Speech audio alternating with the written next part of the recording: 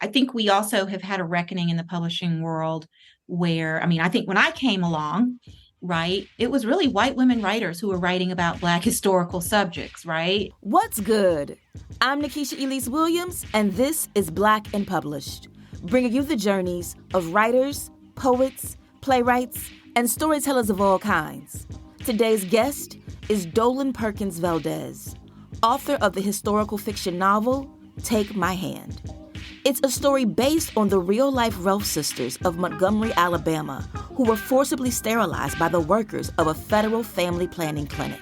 I had gone to college. I majored in Afro-American studies in college. I had gotten a master's. I had gotten a PhD in African-American literature. And at no point in my education had anyone mentioned this case. And I needed to correct that. Telling the hard truths of history in a way that is easy for readers to stomach is Dolen's gift, one she believes she received from the ancestors. How she says her love for deep research and library archives lays the foundation for her work as a historical fiction novelist. Plus, the reason she says her 2010 debut novel, Wench, opened the doors for a renaissance of historical Black writing. And why Dolen believes in the power of kitchen table conversations to galvanize today's movement of reproductive justice and bodily autonomy. That and more is next, when Black and Published continues.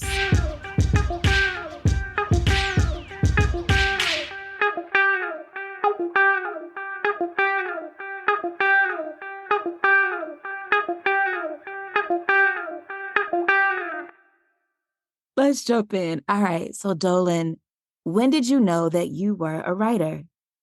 Well, that's a trick question for me because I didn't grow up knowing any writers. In my world, all the writers were dead, and they typically were white. And even the Black writers were dead in my world. And so I knew I was a reader very early on. I had lots of books. I was the kid when kids came over to visit me, they would ask me, "Have you read all those books?" And I would be kind of embarrassed to say yes. But writing, as a kid, I might have written a story or two, but writing as a vocation was nothing that I even knew the first thing about. When I was in college, I published my first short story, but I still thought I wanted to be a lawyer. I was going to go to law school. So that was back then. If you were a good reader and writer, that's what you did. You went to law school. So I still didn't know, but I had my first taste of a byline when I published that first story. And it was like after I graduated college and I was writing a novel there was in the office where I worked, there was one work computer. I'm dating myself here that we all shared. And I was on the work computer, like in the lunch break and stuff like that, working on a novel, and I would like save it on my floppy disk and put my floppy disk in my bag. And I didn't even know what I was doing. It was a terrible novel, but the urge to be on the page probably was around 22 years old. That was when I would say I was born as a writer. Ooh. Can you describe what that urge felt like? Because I get a lot of people who say like they knew from the youngest of ages or they were always writing stories, so it was always there. But I'm curious, what did it feel like even as a young adult to be like, you know what, there's something I want to say? At that time, I didn't know what I had to say. I didn't even, I didn't even know who I was. I just knew I had the urge to be telling a story. But it was like nothing for me to sit for hours and write, right? Like it's kind of like I have a daughter who's 9, who I think is an illustrator and some kind of artist. And you give her a pencil and paper. Like if I take her to a friend's house, I took her to Terry McMillan's house and she sat down at Terry McMillan's desk and just drew the whole time I was there talking to Terry. And she can do that for hours. Like some kids, they call it doodling, but that's how I felt. I felt like I could do it for hours and look up and like the whole day had passed. So it was less at that time about having something to say and more about just the urge to put down words on paper. Doodling in the literary form. I get that. So then when did the desire come for you to do more than just doodle on the page, for you to actually like put down a story, the one that became Wench, perhaps? I was still doodling for years. and I finished my PhD. And I would say, like I always tell people, like going to graduate school, if you want to be a writer, is a good thing, and not necessarily doing an MFA, but doing like a literature degree. Because by then I had read so deeply and I was having a better sense of where I wanted to insert myself in the conversation. I also knew that like I really loved archival research. I loved being in the library. That was my happy place. So I would say like after I graduated my PhD, I began to begin Winch. And it was natural for me because my dissertation had been set in the 19th century. I read extensively like 19th century history, 19th century slave narratives. I knew a lot about like slave narratives by women and how few there were and how valuable they were in the archive. And I knew some of the concerns of women at that time. So my PhD work really informed that first book. That was when I started to find who I was as a writer. I still didn't quite claim it because I used to think like, oh, I'm not going to write all historical. One day I'll write contemporary and I don't want to be put in a box. And sometimes I'll write like paranormal romance and stuff like that. But I couldn't deny that I loved being in, and I'm not talking about like the library. I'm talking about the archive. Like I love being in there in the white gloves with the box in front of me. Ooh, I've done that once and it was daunting not being able. You got to have the white gloves and be very gentle and you can't photocopy everything. You can just take notes, maybe snap a picture, no flash. That's right. So then what is it about those types of settings, those historical settings that just drives you to insert yourself, as you said before, in the conversation then? I am just intrigued. I'm intrigued. And I think I have a different fortitude when it comes to history, particularly Black history, right? I think there are some of us who don't really have the stomach for it. I didn't know that. I thought like I was like everybody else and that I could read a lot of this stuff. Like right now, I'm going through the KKK trials of 1872 in South Carolina. And it's some horrific stuff. And I can read it. I can get through it. I think there are some people who couldn't. So I learned early on that I had the fortitude to go into the archive to read really tragic, horrific things. And then the other thing I will say is like I was very close to my grandmother. I still like I have very dear friends who are in their 80s and we hang out and we go to film festivals together. I mean, like I like being around older people. And I see them as like my sister friends rather than like just as like mother figures and elders. And so I was the kid that like asked a lot of questions, that wanted to know what it was like, that was just fascinated by the old stories that people shared when I was growing up down south. And yeah, so is that answering the question? It does. Where do you think that strength comes from to stomach that type of horrific and gruesome history that you then translate so beautifully for an audience that doesn't have to grapple with the horror because you did? Yeah, I didn't even know. I didn't even know at first when I would do it in graduate school. I didn't know that I had something different than other people. I thought anybody could go in there and read that stuff. And so it wasn't until I started talking. Really, it was like after Winch came out and people would read the book and say, "Oh my God, I had to put the book down." And I thought, really, I've never had to put the book down, you know. And then I was like, "Have you read Toni Morrison? You know, like that's some dark stuff, you know." But then I realized like a lot of people hadn't read Toni Morrison or didn't have even the stomach for it. So I didn't know that I even had that. I will say that like if I really think about it, it probably is like a gift, you know. And when I say a gift, I mean like a gift from the ancestors, right? Because somebody has to tell their story. So then having that experience with people saying they had to put the book down, and yet this is your lane. We're 3 books in. How was your publishing journey, knowing that you were taking these sometimes hard but sacred stories and putting them out for the mainstream? Well, I feel sometimes that I don't get enough credit for some of the doors that I opened. Talk about it. You know, and I say that with all due respect to the people who opened the doors for me, right? Mm-hmm. And so, of course, for me, that would be Toni Morrison, that would be Alice Walker, That would be Toni K. Bambara. So many, I always think of the 80s as the decade of Black women's literature that birthed me. Mm-hmm. And when my book came out, Wench came out in 2010, it was at a time where we were sort of in a different moment. People said that they had slavery fatigue. They didn't want to talk about those old stories anymore. They wanted to move on. They wanted to read contemporary work. And I remember specifically like some people, well-known writers refusing to blurb my book. It was my first book. Nobody knew who I was. But they just refused to blurb it because they thought it was, they didn't want to read more about this topic.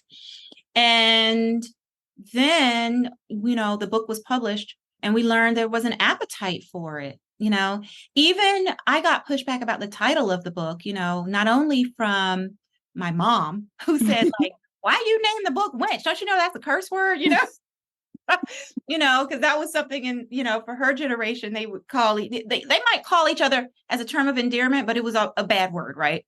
I remember an editor at Essence magazine writing me and saying, you're going to have a problem with this title. Luckily, I had a fantastic editor who believed in what I was doing and kept the title, and we kept on pushing. And I think, reopened the door to some of these topics that people had lost their appetite for and pushed people to recognize that there were still stories in that period that we needed to hear, that we hadn't heard yet, and that there was a good reason to revisit that period and not try to forget it.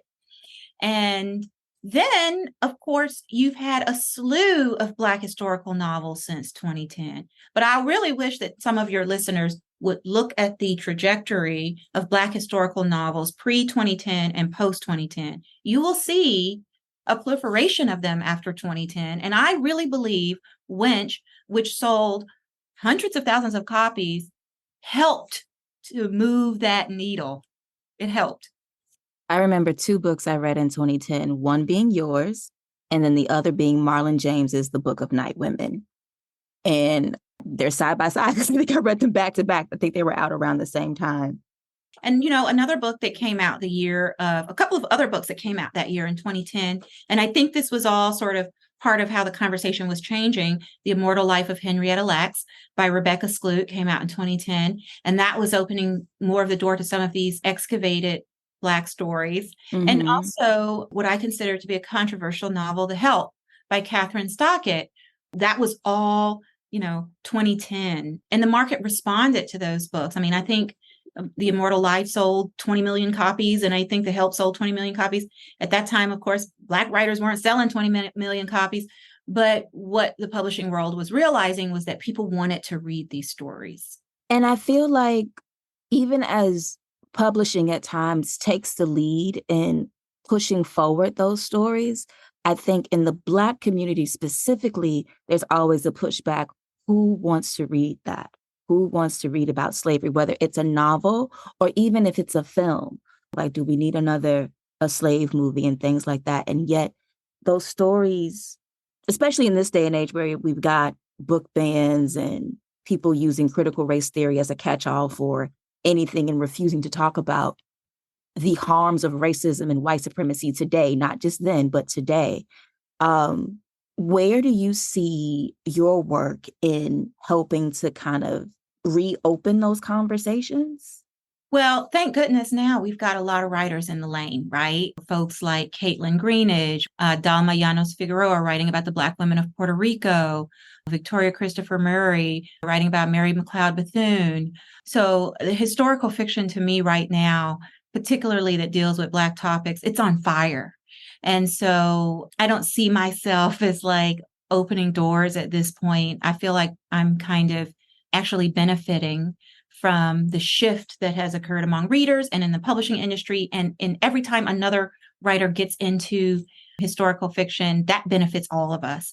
So at this point, I don't see myself as opening doors. I see myself more as continuing to add to the conversation. Like there's lots of different conversations going on. I think we also have had a reckoning in the publishing world where when I came along, right, it was really white women writers who were writing about Black historical subjects, right? And so now we have more Black writers who are entering this publishing topic in this lane. And so what I keep trying to do is like find what are the stories that really only I can tell, right? What are the stories that are calling to me? What are the strengths that I bring that can help? And I think for me, I think of my strength as being like that archival research. I'm very good at like getting in my car or getting on a plane and then getting in a rental car and driving places where a lot of people don't go and talking to people that a lot of people don't talk to and going in archives that a lot of people don't go into. Like I'm very willing to do that and figure things out. So what I try to do at this point is like say to myself, okay, what can I do to add to this beautiful conversation that's already going on? And that's something that you have done with your latest novel, Take My Hand, talking about getting in the car and going places and driving around. What was this process like? I know it's based on the Rolfe sisters in real life. Had you known their story before you started working on this and knew you wanted to adapt it? Like, where did this all begin? No, I wish I could say I had known this story my whole life, and I'd be lying if I said I did. I knew a little bit about it, but not very much, right? Like I had seen documentaries, and the sisters would appear in as for a moment on the screen in this archival footage, and I thought, oh, it was these little girls at the middle of this controversy over sterilization. I had read about what happened in North Carolina probably a little bit more closely, where they had had their fight for reparations. So I didn't know that much. I was thinking about it and I said, I wonder whatever happened with those girls in Alabama. And I called my dad, who went to Tuskegee, who had graduated from Tuskegee in the late 1960s. And he knew, a lot about, Alabama history. And I asked him, what did he know about it? And he didn't know anything about it. And that kind of, I thought, oh, that's interesting. And then the first thing I looked up was there was a documentary that had been done by a guy from Memphis who's sort of a legend, D'Army Bailey. And he was talking about the case. And I thought, oh, wow, let me do some more digging. So this all was in 2016. And I just started digging and digging. And the first big thing that stuck out to me was that it was major news at the time. It was a big deal. So I knew pretty early on that this was sort of like a Henrietta Lacks story, right? Like this was a story that had been swept under the rug of history that was hugely important and continues to be. I mean, we still are using the informed for sterilization consent form, which we hadn't learned about in school. I had gone to college. I majored in Afro-American studies in college. I had gotten a master's. I had gotten a PhD in African-American literature. And at no point in my education had anyone mentioned this case. And I needed to correct that. Ooh. All right, so let's talk about the book. Like we're here. Yeah. I'm not gonna even hold you. Do you have it to read something from it before we jump into the story? Oh, you did mention that I was going to have to read, didn't you? In Take My Hand, Dolen Perkins-Valdez fictionalizes the story of the real-life Rolfe sisters through her characters India and Erica, and their nurse Sybil, who blew the whistle on government health workers who mistreated, took advantage of, and abused their power over young, poor Black women and girls, forever taking away their right to choose. Here's Dolen. So this is a scene where Sybil takes India, who is nonverbal, to meet a nun for a school that she wants to enroll her in.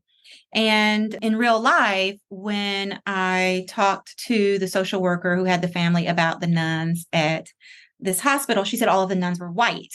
And I was intrigued at the idea of making my nun Black. And so I did that. And I'll just read a little bit. When we arrived, the nun met us in the front lobby and introduced herself as Sister Latasha. I could not believe my eyes. The sister was a sister. Her hair was hidden beneath her habit, but her clothes were unfussy, elastic-waisted jeans and a simple pink top, clean skin covered in a veneer of sweat. Don't look so happy to see me, Miss Townsend. I'm sorry, I just thought, you aren't the first. Black nuns do exist. Come on, I'll show you around. The school was located in the basement of St. Jude Hospital. 4 classrooms and offices for the staff. There was no gym, though they did have an outdoor play yard. She explained there was no cafeteria. The children ate in their classrooms. There are 55 students here with various needs, Sister Latasha told me. as we stepped inside one of the classrooms. The students hadn't arrived yet. I noticed there were no individual desks, only tables. A round rug featured an image of a rainbow. A wall with low bookshelves contained baskets of toys. A reading area with cardboard books. We don't separate our students in the same way as standard schools. We separate them according to a range of factors: temperament, ability, developmental goals. Our aim, she said, is to train them well enough to be functional adults. What does that mean exactly? Well, it means different things for different children. Some need help with fine motor skills. Others need speech therapy. It might even be something straightforward, like learning how to share a toy or brush their teeth or hold a fork. That's really something. I was liking her already. She appeared older than I was, but younger than my mother. Her face was placid, and she smiled with her eyes. Sister Latasha turned to India and said in a soft tone, "We're excited you're here, India." She pointed to the chairs around the table. "Please have a seat." She picked up a wooden puzzle, contained 3 round pegs in different colors. She asked India to place the pegs in the correctly colored holes. India placed the pegs in the holes, but the colors were all wrong. Sister Latasha praised her for inserting the pegs without any trouble. India clapped her hands. Then Sister Latasha explained that each peg needed to match the space on the board. She did it for India, matching red with red, blue with blue, and yellow with yellow. India watched intently. The second time, she still mismatched the pegs. "Let's try again," said the sister. They must have gone through the exercise 6 or 7 times. Finally, India got it. "Excellent, India!" I was unable to contain myself. Sister Latasha put the puzzle away. She took India's hand and walked her over to an area where large foam building blocks lay scattered on the floor. The sister stacked them. "See? You build whatever you want with these blocks." India balanced the blocks as high as she could and knocked them over. She lined them up and tried to walk on them, losing her balance. It crossed my mind that she had never had good toys like these to play with. Thank you. So this novel has 2 timelines. And while I guess the A story is what happens with the sisters, the B story is their social worker, civil, and all that she's going through and reflecting on. What was it about that character and centering her story that intrigued you instead of just centering it on what happened with the sisters? Well, the nurses who worked at the clinic, that was the one group of people I was never able to find when I went down to Montgomery. And I was just intrigued by like what it was like to work at that clinic. How did you live yourself knowing that this had happened under your watch? You know, how I said earlier, like what I focused on now is like figuring out what I have to say in the conversation rather than, I mean, I'm not opening any doors anymore. The doors are open. But I knew that for this story, I said to myself, the lawyer, the real life lawyer, Joe Levin, he's still alive. He can tell his story. The Ralph sisters are still alive. They can tell their story. But the nurses I couldn't find, and I wanted to tell the story from the nurse's perspective. Also, like my mother was a nurse. My mother's sister was a nurse for over 40 years. You know, I come from a family of Black women nurses. And I wanted to center it around the moral quandary that a nurse would have found herself in. Can you talk more about that? Because I know the characters wrestle with it and you render it really beautifully on the page, how some come to the decisions that they do to support or turn a blind eye, to look after themselves and just do the job despite whatever misgivings they may have, or to just remain completely ignorant about it completely. What was that process like in digging into all of those different outcomes of how people might react to wrongdoing in their face? You know, what I was really trying to suggest is that it is a fine line between helping and harming. And when the book opens, Sybil really believes in the mission of the clinic. She really believes she's helping. She's looking at statistics that are real. I mean, I looked at the real statistics for Montgomery in 1973 for teenage pregnancy, and they were not good among Black girls. And she thinks, like, I'm going to give these girls more reproductive control over their lives, these families, these women. We're going to give them reproductive health care. We're going to give them, exams. We're going to tell them what their options are. Um, and some of what they're doing is good.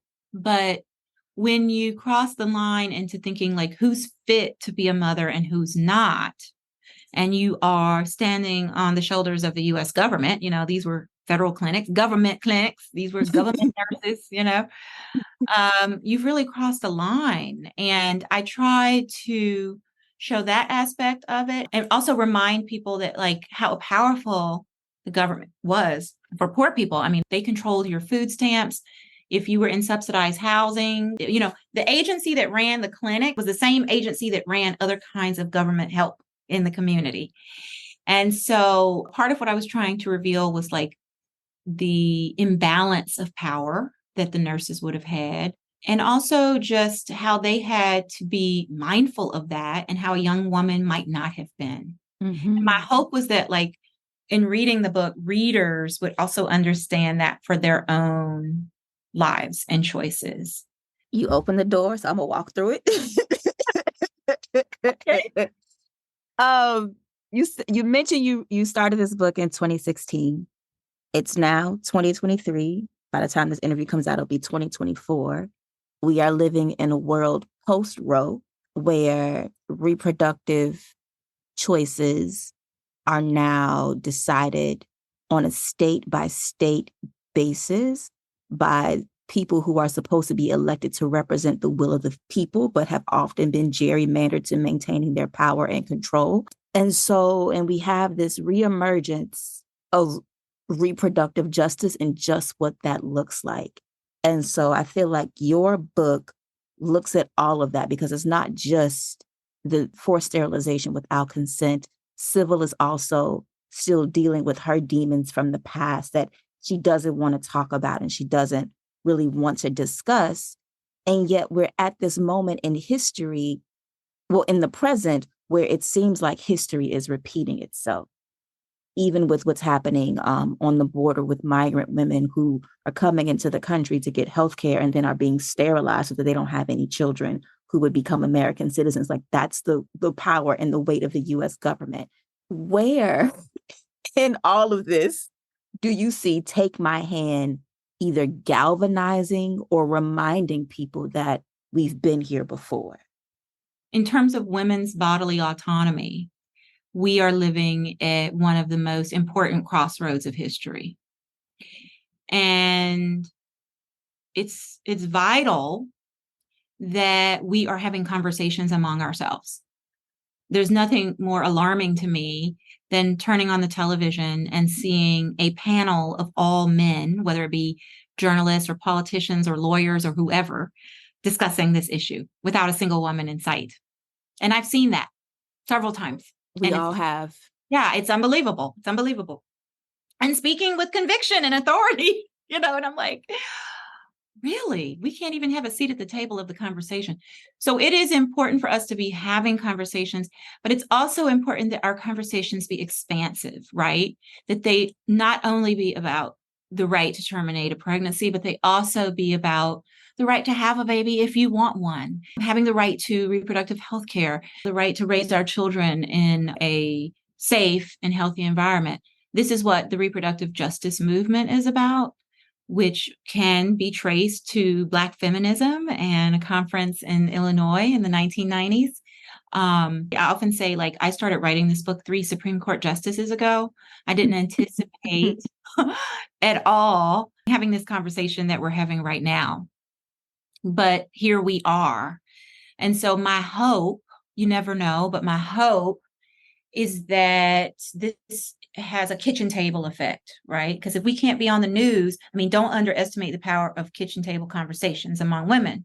Mm-hmm. And so if we can't be on the news, and if we can't occupy a significant number of seats in the Congress or in the White House or on the judiciary, then what we've got to do is mobilize the power of our kitchen table conversations. And I think that's where this book can play a role. We've all got some sort of introspection to do, some conversations that we need to have with our loved ones. We need to be listening to each other. And we also just need to be learning, because the right to terminate a pregnancy is connected to these other issues. And so, like, okay, maybe you don't think abortion rights should be a federal issue, but do you think bodily autonomy is a federal issue? Right? Like, do you think that, if a woman wants to have a child, she should be able to? Do you think that IVF should be available to women? Do you think that women have a right to birth control? Like all of these questions. Do you think that like pregnant, laboring women deserve to have all options on the table when they enter the hospital if their health is at risk or their life? Like, these are all the conversations we need to be having. And I think knowing the history of what the US government has done, whether it be to the Ralph sisters, whether it be to Henrietta Lacks, whether it be to, women, tens of thousands of women across history, it's going to really help inform those conversations. I think the one question that's always on my mind is, because I've done a lot of work and writing on the Black maternal health crisis, is, do you think that women, birthing people, Black women especially, have the right to live after, giving birth? And then that goes to being treated with dignity and respect in a healthcare system that was built on slavery. And so I feel like a lot of the issues at the center of Take My Hand, outside of, the case and the healthcare and the clinic and all of that work, it's about looking at Black people, poor people, Indigenous, migrants, people who are not white, with dignity and respect and as deserving of that from government services, but also from other people, because you also dig into class with how Right. Sybil was raised, and is from a family of doctors, and then she's going out and meeting these girls in this family, and she's looking down her nose until she gets to know them. And I think it's even the grandmother who says, like, nobody would want to take pride in this shack that we lived in, or act like we know how to do better than what we are, because look at how we're being treated. Look at our conditions. So looking at that from like a race class narrative perspective, what is it that you want readers to take away from the humanity of the characters that you created? Oh, wow. I just hope they see themselves here. I hope they see themselves as Civil. I hope they see themselves as India and Erica. The real life Ralph sisters, Minnie Lee and Mary Alice, I've gotten to know them, and they are wonderful women. They're funny. They are really positive. Like, we have really good conversations. Minnie went on to marry and have another boyfriend, and she lived her life. And they have a beautiful family. They have an older brother, Walter, who sees about them, and I've gotten to know him and his wife, Ethel. I want people to know that, like, these are real people, and I hope that you just see yourselves in them. This isn't some statistic. This isn't some, story in your history book. It is a story in your history book, but it's someone who's still alive, their family's still alive, and they survived and they lived through it. If they can live through this and build their lives, surely we can take a moment to listen to the story. Surely we can take a moment to examine our own biases and complicity. Surely we can take a moment to ask ourselves what we are going to do to make this better for vulnerable members of our population, right? For those of us with resources, or for those of us with limited resources, we all have a role that we can play. And so that's my hope. It's just like, know that, like, these are real people, and they're lovely people, and they were innocent people. No, the Rose never did nothing to nobody. Nicest family you ever met. And they didn't ask for this, they were just trying to live their lives. So I just hope people know that. And in this moment of great polarization, And I know by the time this airs, it'll probably be even more polarized. But it's Child. a moment of great polarization that we can find our common humanity and figure out how to do better. Amen. Amen. So I'm gonna switch to a speed round in the game before I let you go for the afternoon. Uh-oh. What is your favorite book? Oh, well, I would say, of course, the book that had the most influence on me was Beloved by Toni Morrison. That's always like an easy answer for me. Clearly, I am a Morrisonian. Okay. Maybe redundant, but who is your favorite author? Even though Toni had the most influence on me stylistically and topically, Gail Jones, it would be someone who I think is one of the most underrated writers of American history. And also just there's nobody that makes my skin tingle the way her work does. Because of the lyricism in your work, who is your favorite poet? For the last couple of years, I've really been into Tracy K. Smith. I like trying to figure out her mind. She's got a really interesting mind. I mean, the poetry is hard, and I like that. Ooh. Name 3 things on your bucket list. Well, I think in this sort of post-COVID moment, I'd like to travel again. And I'd really like to go to Ghana. That's a country on my bucket list. And that's my hope, is to like make that happen. Another thing on my bucket list is to learn how to play the banjo. That's something that I am working on. That was my pandemic hobby. And while I'm on my, yeah, so I'm going to really work on getting my banjo skills going. And then let's see, a third thing is to recommit myself to my yoga practice. I think one of the things I learned in the pandemic, and also like reading about like health inequities with this book, is that racism and being a Black woman in America takes more of a toll on my body than I have admitted to myself. And I really have been trying to put my health front and center. And one thing that really helps me is yoga. Just get on my mat every morning and do some sun salutations to start my day. That's something that I want to recommit to. I love that for you. What brings you joy? My kids bring me joy. I have like 2 amazing daughters, and I know I'm biased, but even if I weren't biased, they're neat kids. One of them is, I think going to be a graphic novelist. Like I said earlier, she's a doodler and an illustrator. And the other one wants to go into the healthcare field to help disadvantaged populations. She wants to work at a public clinic. And so I'm really fortunate to be their mom. What brings you peace? What brings me peace is a day with nothing on the agenda but reading a book. Peace. And if you were a color, what color would you be? My color has changed. I will say this, like as I get older, I think I'm a little mellower, I would like to believe. And so these days I'm a pink because I just want peace. I really have learned how to walk away from things and how to protect my peace a lot better. Okay, so our game is called Rewriting the Classics, and classic is however you define it. Name 1 book you wished you would have written. Ooh. 1 book I wish I had written. I would tell you last year's hit, The Personal Librarian, that came out. Someone, Victoria Christopher Murray. Marie Benedict. Somebody had sent me. I have a girlfriend that, like when you become a historical novelist, people start sending you historical stories. Like, this is your next novel. That happens so much. And one of my friends who does that all the time sent me that story. And I said, now you might have something with that, but I was in the middle of Take My Hand. And that ended up being The Personal Librarian. So the good news is it was in the hands of 2 amazing writers, and they did a fantastic job with it. The bad news is I didn't write it. I'm just kidding about it, but yeah, so that makes me happy. Yeah, Miss Victoria was on the show last season. Yes, she's amazing, and I love her, and I'm glad it was in her hands.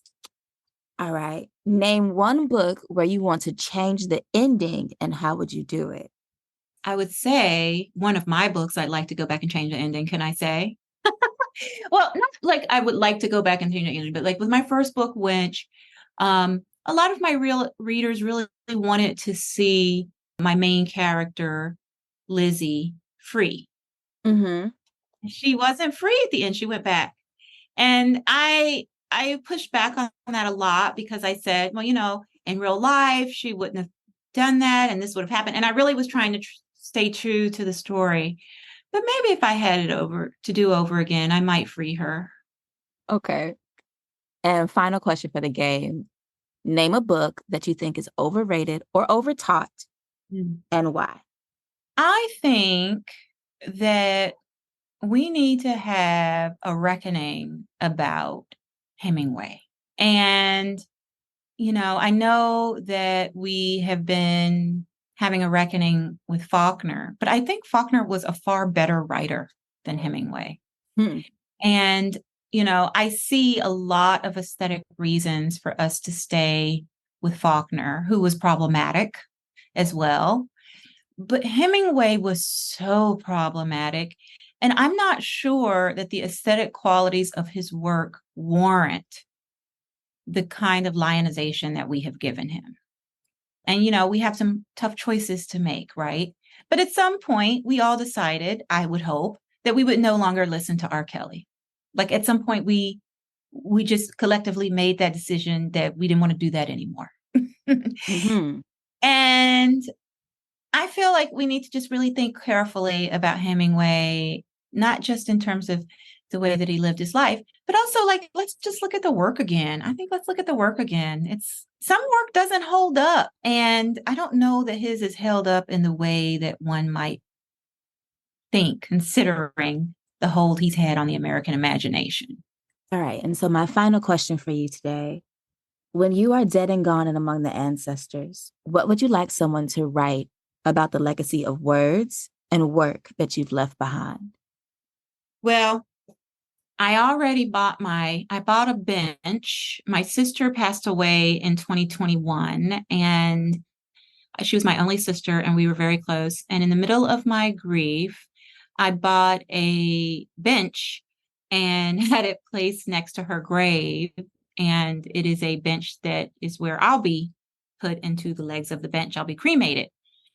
And I have asked on the bench that the very last line of wench be inscribed on the bench. And it's something like, and I'm paraphrasing it, she was more than eyes, legs, lips, and thighs. She was a heart. She was a mind. And my hope is that I am remembered for my mind, for my ideas, for what I brought to the conversation. I'm hopeful that I have inspired. So I say, like, I know people don't always give me credit, but I hope that I have inspired some writers to enter this space. And I hope that I have inspired some readers to read these books by me and my peers. And I hope, like, when I look back on the peer, like I look at the 80s Black women's literary renaissance and the women who were a part of that. And then when I look at the chapter of Tara McMillan, who was so instrumental in Black girls' stories, Black women's stories, and who to me is a walking legend. And I look at the period of the 90s. When I look at what Tiare Jones did, opening up the urban South for Black writers and, published her first book in the early 2000s, I think of those moments that were really pivotal in the narrative. And I hope that, like, when I came in 2010, that I helped to open that space. So I'm hopeful that people will just see that I had something to say. I added to the discussion. I was one of many of a line of Black women storytellers, and that I did my part. Big thank you to Dolen Perkins-Valdez for being here today on Black and Published. Make sure you check out Dolen's latest novel, Take My Hand, out now from Berkeley. And if you're not following Dolen, check her out on the socials. She's at Dolen Perkins-Valdez on Instagram and Twitter, also known as X. That's our show for the week. If you liked this episode and want more Black and Published, head to our Instagram page. It's at Black and Published, and that's BLK and Published. There, I've posted a bonus clip from my interview with Dolen about her next book focusing on the South Carolina KKK trials of the late 19th century. Make sure you check it out and let me know what you think in the comments. I'll holler at y'all next week when our guest will be Tira Sholton Harris, author of the novel One Summer in Savannah. I said, I'm never writing another book again. Nope. I'm just going to continue to work at the library, and I'm going to continue to freelance, and that's all I'm going to do. And I'm never going to do this again because it was very hard. It's very disheartening. Like, Oprah did not call me and tell me like my book was going to be a book club pick. Like, why didn't Oprah call? As a new writer, you start thinking all those great and wonderful things. It didn't happen, didn't work out, and I didn't know how to process it. So I didn't. I took years off, as you can see. I took years off. That's next week on Black and Published. I'll talk to you then. Peace.